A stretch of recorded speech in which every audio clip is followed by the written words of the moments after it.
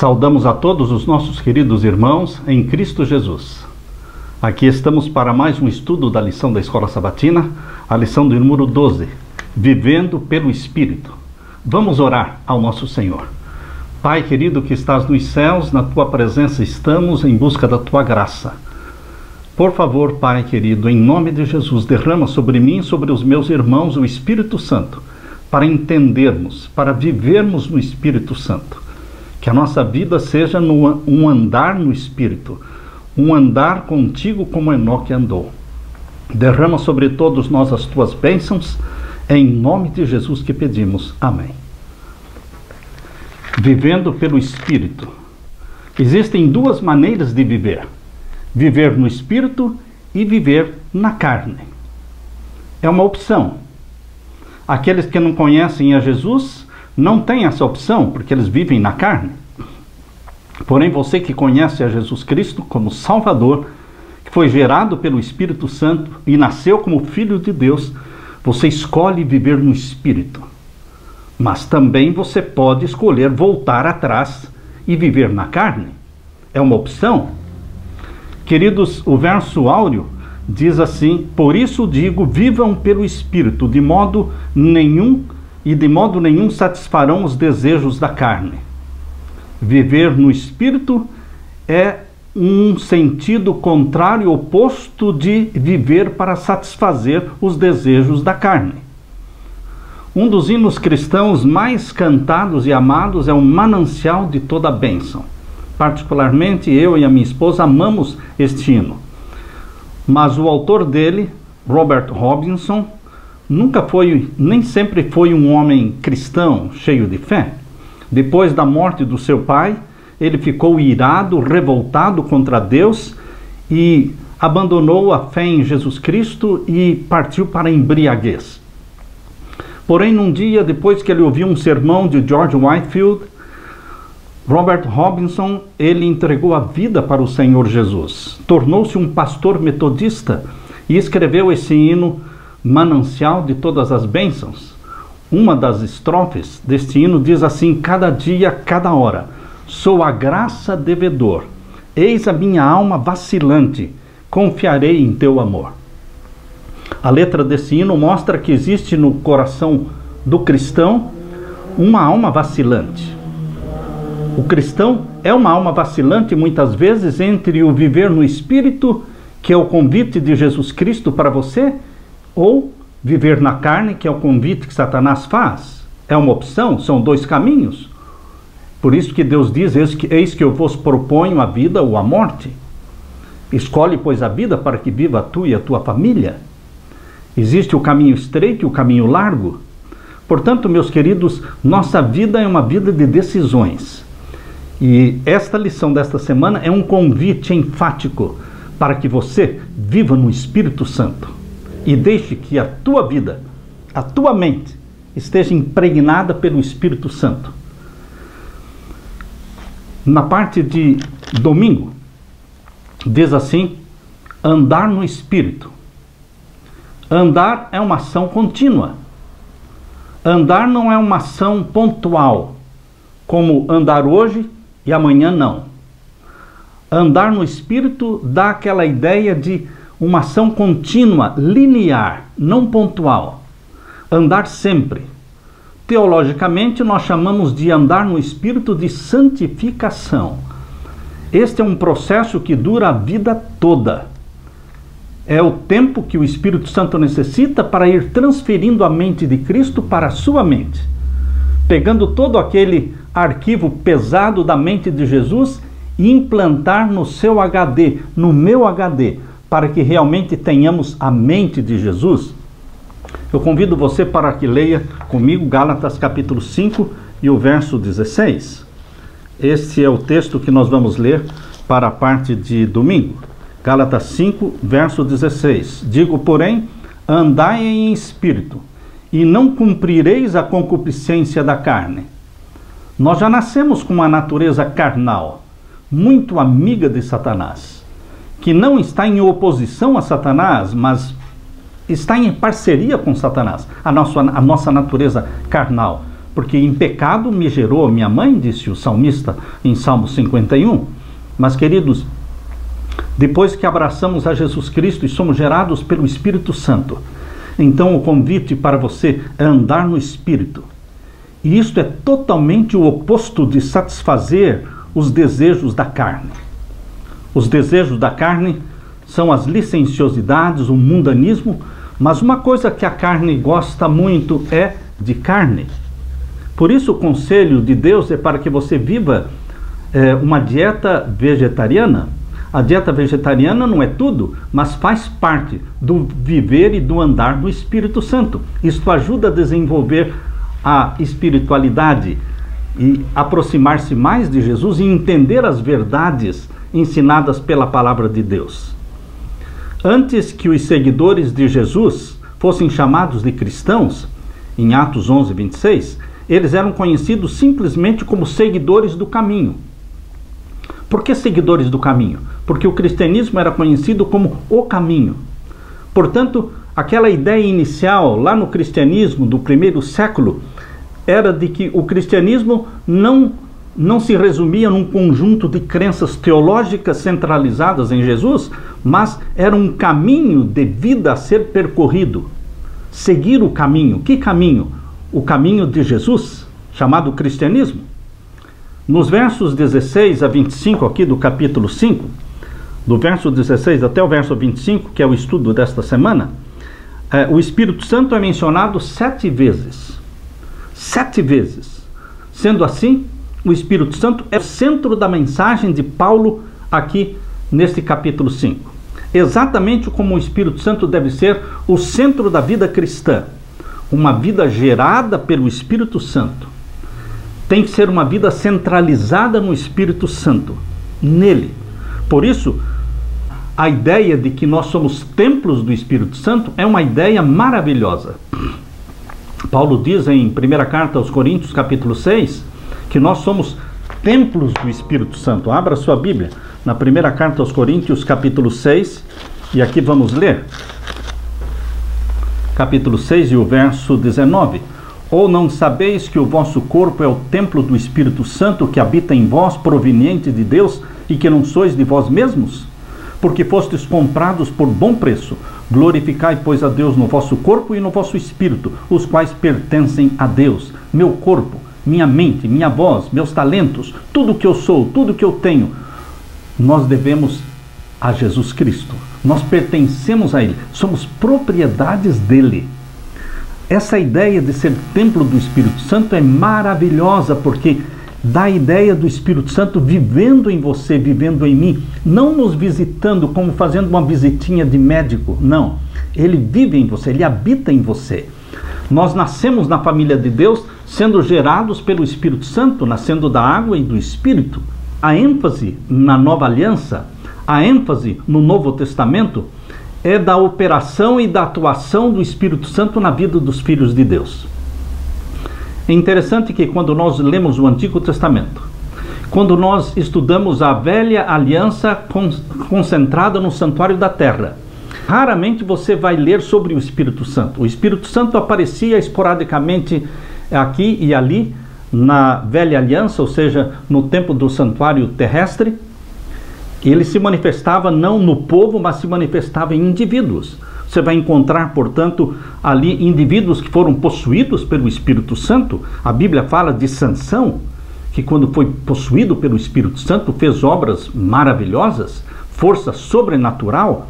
A Bíblia também fala de Jefitá, que foi possuído pelo Espírito Santo para libertar o povo de Israel. Fala de um Gideão que foi possuído pelo Espírito Santo. Fala de um Moisés que foi possuído pelo Espírito Santo e ele repartiu do Espírito que estava sobre ele, sobre também mais 70 anciãos. A Bíblia também fala de Elias possuído pelo Espírito Santo, de Eliseu que pediu uma porção dobrada do Espírito que existia em Elias. Mas na velha aliança, no período do santuário da terra, você percebe que o Espírito Santo estava localizado em indivíduos, chamados por Deus para uma missão especial. Mas como é diferente agora na nova aliança, no tempo do Novo Testamento, em que o trabalho de Cristo está centralizado no santuário do céu, na Nova Jerusalém? Nós vivemos na dispensação do Espírito Santo. Aquele derramamento do Espírito Santo que começou no dia da chuva temporã, 50 dias depois da ressurreição de Jesus, quando Jesus inaugurou o santuário do céu e foi entronizado no santuário do céu como nosso sacerdote, ele enviou o Espírito Santo e ele foi derramado sobre os discípulos, chamado de chuva temporã do Espírito Santo. Ali começou a dispensação do Espírito Santo. E nós vivemos nesta era do Espírito Santo, em que não um indivíduo aqui, isoladamente, ou aquele outro indivíduo ali na frente, isoladamente, é possuído pelo Espírito. Não. Agora, todo aquele que é gerado pelo Espírito Santo, que nasce da água do Espírito Santo, todos eles podem receber o batismo do Espírito Santo. Você e eu, ou qualquer membro da igreja, podemos ser possessões do Espírito Santo. Viver, pensar e agir pelo poder do Espírito Santo. Que maravilha! Este é um convite, isto nos atrai, sermos possessões do Espírito Santo. Louvado seja Deus pela dispensação do Espírito Santo, prometida, principalmente agora no tempo do fim, na forma de uma chuva serôdia. A chuva serôdia aguarda pelo seu pedido, pelo seu clamor, para que você ande e viva no Espírito Santo. Na parte de segunda-feira, o conflito do cristão. A guerra interior começa quando nós nascemos de novo. Quando nós nascemos da água e do Espírito, começa uma guerra dentro de nós. Por que esta guerra não existia antes de nascermos da água e do Espírito? A resposta é simples. Antes de aceitarmos a Jesus como Salvador e antes de nascermos da água do Espírito, nós só tínhamos uma natureza chamada natureza carnal. Nós já nascemos do ventre da nossa mãe com essa natureza carnal, que é amiga de Satanás, que tem atributos e tem traços do caráter de Satanás. Mas quando você e eu somos gerados pelo Espírito Santo, quando recebemos a Jesus como nosso Salvador, João 1,12 diz: a todos quantos o receberam, deu-lhes o poder de serem feitos filhos de Deus, a saber, aos que creem no seu nome. Quando você e eu nos tornamos filhos de Deus pelo nascimento da água e do Espírito, então o Espírito Santo gera em nós a natureza santa de Jesus. E essa natureza santa de Jesus ama a palavra de Deus, ama os mandamentos de Deus, a lei de Deus, ama a palavra de Deus, a Bíblia. Ela se deleita na oração, no jejum, na comunhão, ela sonha com o céu. Essa natureza santa visualiza o céu, ela quer o céu. Queridos, por isso agora surge um conflito entre a natureza santa de Jesus, gerada pelo Espírito Santo, e aquela natureza carnal com a qual nós já nascemos do ventre da nossa mãe. Este conflito é real. Eu sinto na minha carne o conflito, e você também o sente. A Bíblia diz em João capítulo 3, verso 6, João capítulo 3, verso 6, Jesus disse: o que é nascido da carne é carne, mas o que é nascido do Espírito é Espírito. Então, quando nascemos da carne, ou seja, o nascimento carnal de uma relação entre um marido e uma esposa, nasce uma criança. Mas nasce uma criança carnal. Mas quando abraçamos a Jesus, nascemos do Espírito e somos espirituais. Vivemos num outro mundo, vivemos num outro nível, um nível espiritual da família de Deus. É fácil identificar a natureza carnal. É fácil identificar a natureza carnal profana, que fuma, que bebe, que mata, que mente, que adultera, que se prostitui, que é desonesta. É fácil identificar a natureza carnal profana, mas é muito difícil identificar, é muito sutil identificar a natureza carnal religiosa. Como assim, pastor? Natureza carnal religiosa é uma arma muito sutil de Satanás. Ele usa dentro da igreja não tanto a natureza carnal profana. A natureza carnal profana seria reconhecida por todos e condenada por todos, mas a natureza carnal religiosa muitas vezes é defendida pelos membros da igreja, como era defendida pelos membros da igreja da Galácia.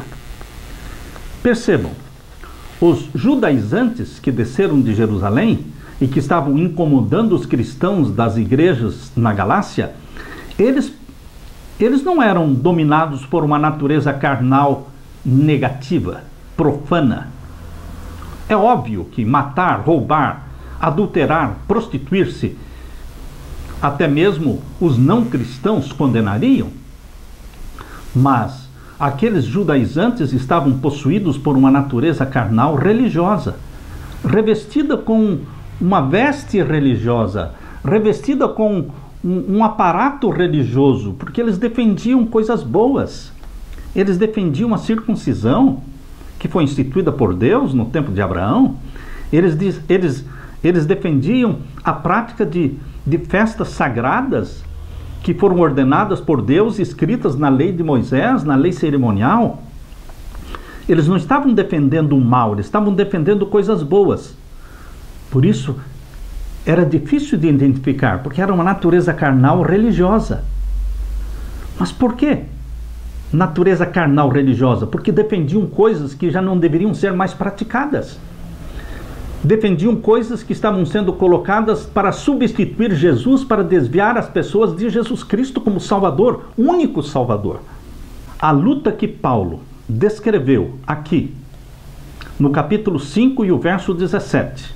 Eu quero ler com vocês o capítulo 5, verso 17.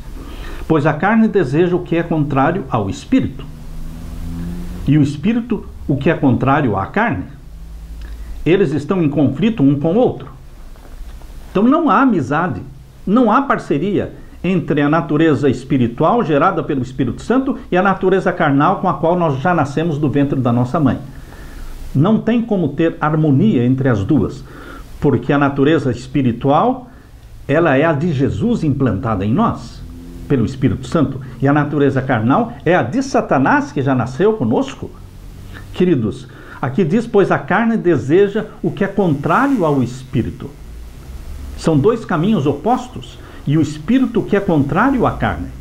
Eles estão em conflito um com o outro, de modo que vocês não fazem o que desejam. A luta que Paulo descreveu não é a luta de todos os seres humanos. Você vai encontrar um traficante, um bandido, que mata, que rouba, que adultera, que estupra. E você vai perceber ao conversar com ele que ele não tem essa luta interior, esse conflito interior. Ele mata, ele rouba, ele adultera, ele estupra, ele sequestra, mas ele está bem. Ele dorme tranquilo, ele não tem dor de consciência, ele não se arrepende do que ele fez, ele acha que ele está fazendo o que é correto. O que isso demonstra? Que ele tem uma só natureza, ele só tem a natureza carnal, que é amiga de Satanás. Portanto, a luta que Paulo está descrevendo aqui, em Gálatas capítulo 5, verso 17, não é a luta de todos os seres humanos. Essa é a luta daqueles que foram gerados pelo Espírito Santo. Porque quando o Espírito Santo gera em você a natureza santa de Jesus, ela se opõe à natureza carnal. Ela abafa, ela sufoca a natureza carnal. Ela não quer que essa natureza carnal sobreviva. A natureza santa de Jesus tem que prevalecer em você. Visto que os seres humanos nascem em harmonia com os desejos da carne, conforme Romanos 8, verso 7, é somente quando nascemos de novo pelo Espírito que um conflito espiritual realmente começa a surgir. A luta do cristão assume nova dimensão, porque o cristão tem duas naturezas que estão em guerra constante entre si, a carnal e a espiritual. Será que é possível você e eu termos alívio em algum tempo? Será que nós vamos ter uma luta tão intensa a vida toda? É possível ter um alívio? Sim, é possível ter um alívio. Como? Matando a natureza carnal de fome. Eu costumo comparar as duas naturezas a dois cães. Se você não der de comer ao cão, que representa a natureza carnal, se você não assistir filmes de Hollywood, se você não ouvir músicas, o heavy metal e músicas profanas, se você não frequentar cinema, você deixar as coisas do mundo, os ambientes do mundo, a prostituição do mundo, se você se afasta destas coisas, Você não está dando alimento para a sua natureza carnal. Ela está morrendo à míngua. Se você se dedica ao estudo da palavra de Deus diariamente, se você levanta de manhã colocando os joelhos em terra, se você ao se levantar cai de joelho, você se levanta mas cai de joelho e passa ali um tempo louvando ao Senhor, orando ao Senhor, estudando a palavra de Deus, e durante o dia você continua com a sua mente voltada para Jesus, querendo somente amar a Deus e amar ao próximo. Se você antes de deitar, você também volta o seu pensamento para Jesus Cristo, confessando os seus pecados, dedicando sua vida a Jesus Cristo, se você vive nesta plena comunhão com Jesus Cristo, a sua natureza espiritual está sendo fortalecida através do estudo da Bíblia, através do estudo da lição da escola sabatina, através do estudo dos livros do Espírito de Profecia. Queridos, existe forma de fortalecer a natureza espiritual e forma de enfraquecer a natureza carnal. Nós não podemos ficar alimentando as duas naturezas, os dois cães, porque os dois continuarão tendo uma guerra intensa. Portanto, é possível ter um alívio? Sim, é possível ter um alívio, matando à míngua a natureza carnal e alimentando a natureza espiritual, gerada pelo Espírito Santo. Embora certamente possamos subjugar os desejos da carne pelo poder do Espírito, o conflito continuará de várias maneiras, até que recebamos um novo corpo na segunda vinda de Jesus. O alívio total e de uma vez por todas só acontecerá na volta de Jesus, porque então o que é mortal será revestido da imortalidade e o que é corrupto será revestido da incorruptibilidade. Então, queridos, é possível ter um alívio já hoje, no momento? Sim, alimentando intensamente a natureza espiritual. Mas o alívio total e cabal, de uma vez por todas, ocorrerá somente quando Jesus Cristo voltar. Embora certamente possamos subjugar os desejos da carne pelo poder do Espírito, o conflito continuará de várias maneiras até que recebamos um novo corpo na segunda vinda de Jesus. Fugir da sociedade não ajuda, porque não importa onde formos, levaremos a luta conosco até a morte ou até a volta de Jesus Cristo. Romanos capítulo 7 é um exemplo vívido desta guerra, deste conflito que existe entre as duas naturezas. Capítulo 7 de Romanos menciona aqui o verso 12. E assim a lei é santa e o mandamento é santo, justo e bom. E agora o verso 14. Porque bem sabemos que a lei é espiritual, mas eu sou carnal, vendido sob o pecado. Verso 15. Porque o que faço não o aprovo, pois o que quero isso não faço, mas o que aborreço isso faço. E se faço o que não quero, consinto com a lei que é boa. De maneira que agora já não sou eu que faço isto, mas o pecado que habita em mim. Porque eu sei que em mim, isto é, na minha carne, não habita bem algum, e com efeito o querer está em mim, mas não consigo realizar o bem. Porque não faço o bem que quero, mas o mal que não quero, esse faço. Está vendo a luta, o conflito? Ele é vívido, ele é real, na vida daqueles que já nasceram, gerados pelo Espírito Santo. Mas à medida que você se torna mais amigo, mais íntimo de Jesus Cristo, a natureza carnal se enfraquece e não tem domínio na sua vida. É possível ter a vitória sobre ela? Sim, a vitória. Mas esta é uma vitória diária. Não é uma vez por todas. Não é vencer a natureza carnal, vencer o pecado hoje e achar que está vencido para sempre. É uma vitória diária, é uma luta diária. Mas cada vez será uma luta menor, porque a natureza carnal estará mais fraca e a natureza espiritual mais forte. E o verso 22 diz, porque segundo o homem interior tenho prazer na lei de Deus. Verso 23, mas vejo nos meus membros outra lei, que batalha contra a lei do meu entendimento e me prende debaixo da lei do pecado que está nos meus membros. Verso 24, miserável homem que eu sou, quem me livrará do corpo desta morte? E a resposta vem no verso 25, dou graças a Deus por Jesus Cristo, o nosso Senhor. E agora o capítulo 8, verso 1, portanto, agora nenhuma condenação há para os que estão em Cristo Jesus, louvado seja Deus, em Cristo Jesus existe vitória sobre o pecado. Mas não pense que é uma vitória de uma vez por todas, é uma vitória diária sobre o pecado. Diariamente eu morro para o meu eu, para o meu egoísmo, para os meus desejos não santificados e vivo para Jesus Cristo. Portanto, aqueles que estão em Cristo, nenhuma condenação há, porque eles não andam segundo a carne, mas eles andam segundo o Espírito Santo. Andam no Espírito Santo. Sim, queridos, a vitória sobre o pecado é possível, mas alguns membros cristãos não gostam deste ensinamento, porque eles argumentam que quando aceitaram a Jesus como Salvador, eles morreram para o pecado e quando se converteram e assim crucificaram a natureza carnal de uma vez por todas. Não, queridos, quando nós nos convertemos, quando nós somos gerados pelo Espírito Santo, a natureza espiritual de Jesus é gerada em nós.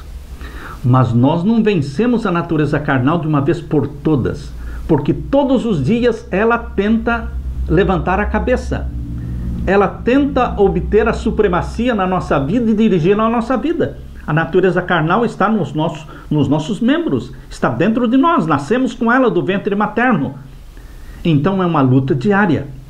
Porém, em nome de Jesus e pela comunhão e intimidade com Jesus, a natureza carnal ficará cada vez mais fraca e mais forte. A natureza espiritual, a natureza santa. Isto é vitória sobre o pecado, sim, diariamente. Na parte de terça-feira, as obras da carne. Em Gálatas capítulo 5 e o verso 18, abra a sua Bíblia. Em Gálatas capítulo 5 e o verso 18, aqui nós lemos: mas, se sois guiados pelo Espírito, não estáis debaixo da lei. Aqueles que são guiados pelo Espírito não estão sob a condenação da lei, mas estão na graça, guiados pelo Espírito Santo. Nada existe na lei contra eles, porque estão no Espírito Santo, vivendo no Espírito. Qual é a solução para não sermos enganados? Qual é a solução para sermos vitoriosos sobre o pecado? A natureza carnal religiosa, que nos torna legalistas, perfeccionistas. A natureza carnal religiosa, ela é sutil, porque ela está escondida atrás de boas coisas. Boas coisas. Paulo responde no verso 18 que nós temos que, o que? Verso 18, mas se sois guiados pelo Espírito Santo. Não é só nascer do Espírito Santo. Quando nascemos da água e do Espírito, nascemos do Espírito. Mas agora é ser guiado pelo Espírito Santo, hoje, amanhã. Isto se chama santificação, é o processo de uma vida inteira, todos os dias, todas as manhãs, todas as noites. As obras da carne assustam as pessoas, mesmo as que não são cristãs. Imagine, quando você lê aqui sobre as obras da carne, em Gálatas capítulo 5 e o verso 19 em diante, Gálatas 5, verso 19 em diante diz: porque as obras da carne são manifestas, as quais são prostituição. Até os não cristãos, até mesmo religiões pagãs, condenam a prostituição, a impureza, a lascívia, a idolatria, feitiçaria, inimizades, porfias, emulações, iras, pelejas, dissensões, heresias, invejas, homicídios, bebedices, glutonarias. Estas obras da carne são condenadas até mesmo por pessoas que não são religiosas. Mas, queridos, as obras da carne que não são negativas, as obras da carne positivas, obras positivas, que é defender a circuncisão como meio de salvação, que é defender a prática das festas sagradas da lei cerimonial como necessárias, como requisitos para a salvação, isso também é obra da carne, só que de uma natureza carnal religiosa, mais sutil. As obras da carne são todas condenadas pelo apóstolo Paulo, positivas ou negativas, porque elas nos separam de Cristo. Nos separam de Cristo. Nenhum cristão em sã consciência vai defender as obras negativas da carne. A bebedeira, a glutonaria, a prostituição, o adultério, as brigas, as porfias. Nenhum cristão de sã consciência vai defender estas obras da carne. Mas E existem cristãos que defendem as obras positivas da carne. Eles vão defender a circuncisão, a guarda da lei, a guarda do sábado, a devolução do dízimo, o vegetarianismo. Mas, pastor, isso não está certo? A guarda do sábado está correta, a obediência à lei está correta, a devolução do dízimo está correta, o vegetarianismo está correto. Mas o que é que existe de errado? O que é que existe de errado quando nós fazemos estas coisas tentando obter méritos, alcançar a salvação através destas coisas? Se assim fizermos, separados estamos de Cristo, caímos da graça, porque estamos tentando a salvação fora de Jesus, separados de Jesus. Mas, obviamente, aqueles que são salvos em Jesus Cristo e aqueles que são gerados pelo Espírito Santo, eles vão ser conduzidos pelo Espírito Santo num caminho de obediência, num caminho de cumprir os mandamentos do Senhor, de devolver o dízimo, de santificar o sábado, de valorizar a dieta vegetariana. Enfim, queridos, isto faz parte da vida cristã, o processo da santificação, mas não podem ser usados como meios para alcançar méritos, ou alcançar o céu, ou alcançar a salvação. Devemos lembrar que Paulo, ao escrever aos Gálatas, tinha em mente os dois grupos: os libertinos, que viviam uma vida licenciosa, e os legalistas, religiosos, legalistas.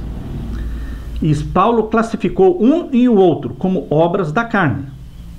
Hoje não é diferente. Hoje também a Igreja de Deus tem dentro dela os libertinos, os que usam da liberdade em Cristo Jesus para viver como querem, comerem, beberem o que eles querem, frequentar o ambiente que eles querem. Eles usam a liberdade em Cristo para defender os desejos carnais deles. Por isso existem tantas pessoas que amam a Coca-Cola, amam o café, defendem a Coca-Cola, defendem o café, defendem o uso da carne, defendem o cinema, defendem a novela, defendem o uso das joias.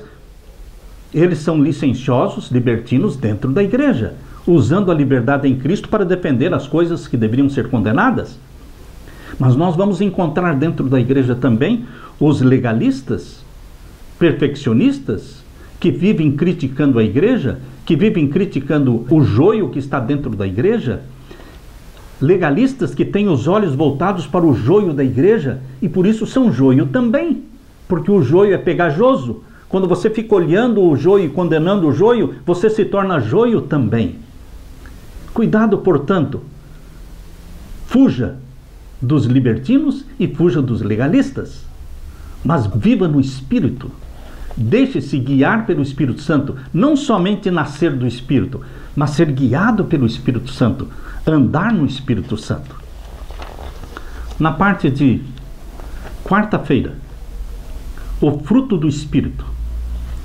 A primeira coisa que devemos destacar quando comparamos o fruto do Espírito e as obras da carne, a primeira coisa que chamou minha atenção é que as obras da carne, elas são mencionadas no plural e o fruto do Espírito no singular. E o que quer dizer isso?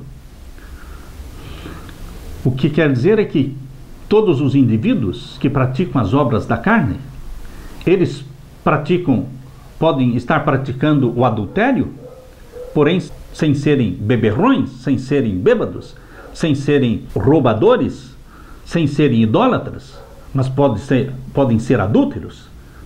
As obras da carne podem ser praticadas por um indivíduo sem estar praticando as outras obras da carne. Mas, queridos, o fruto do Espírito é diferente. Ou você tem o fruto do Espírito, ou você não tem o fruto do Espírito. Porque não existem frutos do Espírito no plural. Está no singular. Porque o fruto do Espírito Santo é o caráter de Jesus Cristo implantado em você. O fruto do Espírito Santo é a mente de Jesus, que o Espírito Santo toma a mente de Jesus e começa a transferir para você, dia após dia, semana após semana, mês após mês, ao longo da nossa vida de comunhão e de intimidade com Jesus Cristo, vamos recebendo a mente, este arquivo pesado da mente de Jesus vai sendo transferido para você dia a dia, e você passa cada vez mais a pensar como Jesus, agir como Jesus, sentir como Jesus. Mas é o fruto do Espírito, é a mente de Jesus, é o caráter de Jesus sendo dado para você. Interessante que aqui, quando nós lemos em Gálatas 5, verso 22 e 23, aqui menciona que o fruto do Espírito e começa o que está no topo da lista, o que encabeça a lista toda é o amor, é o que vem em primeiro lugar.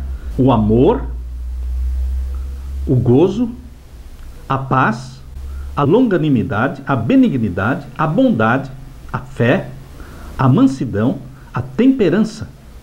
Este é o amor verdadeiro. O amor verdadeiro é o amor colocado por Deus no nosso coração. As obras da carne é o amor pervertido. É o amor a si mesmo, buscando a satisfação dos nossos desejos não santificados. Lembre-se sempre, as obras da carne é o amor pervertido. O fruto do Espírito Santo é o amor verdadeiro. Seria possível uma pessoa ter amor a Deus e ao mesmo tempo não ter paz, não ter alegria? Obviamente não. Quem tem o amor, ele também terá paz, também terá alegria, também virá com ele a temperança, o domínio próprio, a bondade. O fruto do Espírito é um pacote completo do caráter de Jesus. A descrição do caráter de Jesus está ali no fruto do Espírito. Não é acidental o fato de que o amor aparece como a primeira das 9 virtudes na lista de Paulo. Enquanto todas as outras virtudes aparecem também em fontes não cristãs, o amor é distintamente cristão. Tudo isso indica que o amor deve ser visto não apenas como uma virtude entre muitas, mas como a principal virtude cristã, que é a chave para todas as outras virtudes. Pense por um momento num cacho de uva. Todos os traços de caráter de Jesus estão representados por uvas, grãos de uva no cacho. Mas o amor, ele não é uma uva a mais no cacho. O amor é o tronco do cacho de uva, de onde todas as outras uvas extraem seiva e vida. O tronco é o lugar onde todas as outras uvas estão penduradas. Do amor dependem todas as outras virtudes do caráter de Cristo. No grego existem 4 palavras para o amor. Tem a palavra philéu, que é o amor fraternal. Tem a palavra eros, que é o amor sexual, a paixão. Tem a palavra storge, que é o senso de pertencer a alguém. E tem a palavra agape, ou HP, que significa o amor princípio, o amor divino colocado no coração humano. Paulo usa a palavra, aqui no capítulo 5, verso 22, Paulo usa a palavra HP.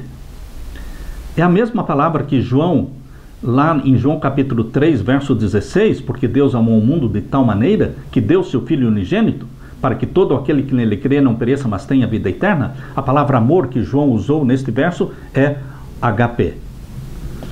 Também em 1 Coríntios capítulo 13, Paulo usa HP. E queridos, também Jesus em Mateus 5, 44, que diz que nós devemos amar os nossos inimigos, é também a mesma palavra, HP. Para Paulo, o amor é a parte mais frutífera do fruto do Espírito. Primeiro lugar, amar a Deus. Segundo lugar, amar ao próximo. É o amor de Deus no nosso coração. E em resultado disso virão todos os outros traços de caráter de Jesus, que é a alegria, é a paz, é a paciência, a amabilidade, a bondade, a fidelidade, a mansidão e o domínio próprio. Aleluia! Na parte de quinta-feira, o caminho para a vitória. Capítulo 5 e o verso 23. Contra estas coisas não há lei. Contra o caráter de Jesus, em nós não há lei. Não existe nada no caráter de Jesus Cristo. Em todos os traços de caráter de Jesus, no temperamento de Jesus, na personalidade de Jesus, não existe nada que contraria a lei. Por isso a lei não pode nada contra o fruto do Espírito Santo, porque é o caráter de Cristo. E o verso 24: e os que são de Cristo crucificaram a carne, com as suas paixões e concupiscências. Lembra-se daquele verso que Jesus mencionou? Aquele que quiser vir após mim, negue-se a si mesmo, tome a sua cruz e siga-me. Exatamente isso. Aqueles que são de Cristo negaram-se a si mesmo, crucificaram o eu. Em cada coração existe uma cruz, existe um trono. Você e eu precisamos colocar Jesus no trono e o nosso eu na cruz. Crucificar o nosso eu, nossos desejos, nossos gostos, nossas tendências. Crucificarmos tudo isso e colocarmos Jesus no trono do nosso coração, para que Ele tenha supremacia na nossa vida. Aqueles que estão em Cristo crucificaram, negaram-se a si mesmo, negaram a si mesmos as paixões e as concupiscências. E o verso 25: se vivemos em espírito, andemos também em espírito. Queridos, se nós nascemos do Espírito, gerados pelo Espírito Santo, nós deveremos também andar no Espírito. O nascer do Espírito e da água é o começo da experiência cristã. É a chuva temporando o Espírito na sua vida. Mas nós devemos continuar andando no Espírito Santo, na comunhão com Jesus Cristo, no estudo da Bíblia, nas confissões dos nossos pecados diariamente e buscando o batismo do Espírito Santo, o batismo da chuva serôdia do Espírito Santo, andando no Espírito, sem desistir, nem um dia, sem desistir de recebermos a chuva serôdia do Espírito Santo, o batismo do Espírito Santo, diariamente, não de uma vez por todas, mas todos os dias. Aqui menciona que o caráter de Jesus, a mente de Jesus, implantada em você, ela sente repulsa para com as obras da carne. Jesus Cristo, ele tinha repulsa ao pecado. E quando o caráter de Cristo, a mente de Cristo é implantada em você, você começa a sentir repulsa, ojeriza. Você começa a sentir aversão às obras da carne. Isso é obra do Espírito Santo em você e em mim. O verbo que Paulo usou aqui no capítulo 5, verso 24, crucificar, e os que são de Cristo crucificaram a carne, o verbo que Paulo usou é um pouco chocante. Se devemos seguir o Espírito, precisamos tomar uma decisão firme de sacrificar os desejos da carne. Naturalmente, Paulo estava falando no sentido figurado. Crucificamos a carne alimentando nossa vida espiritual e matando de fome os desejos da carne, matando de fome a natureza carnal. Vamos ler juntos o verso 25. Se vivemos em espírito, andemos também em espírito. O primeiro é viver. O segundo é andar no Espírito. Viver no Espírito Santo é permitir que Ele viva em nós. Sermos templos do Espírito Santo. Quando eu olho para o meu corpo, eu tenho que lembrar que ele não é propriedade minha, mas de Jesus Cristo. Fui comprado pelo sangue de Jesus. Portanto, o Espírito Santo quer viver em nós. Andar no Espírito. Aqui se destaca uma jornada longa, uma caminhada longa. O andar no Espírito é uma caminhada longa que se chama santificação, que dura a vida toda. A santificação. O sangue de Jesus Cristo me perdoa e me salva. O Espírito Santo me santifica. O Espírito Santo quer santificar você. Sem a santificação não veremos a Deus. Salvos em Jesus Cristo, comprados pelo sangue de Jesus Cristo, mas sendo santificados diariamente pelo Espírito Santo, que em você habita, que em nós habita, porque nós somos templos do Espírito Santo. Deixo com você, meu querido irmão, o desafio que está aqui no verso áureo desta lição. Por isso digo, vivam pelo Espírito, e de modo nenhum satisfarão os desejos da carne. Que a graça e a paz de meu Senhor Jesus permaneçam com você. Amém.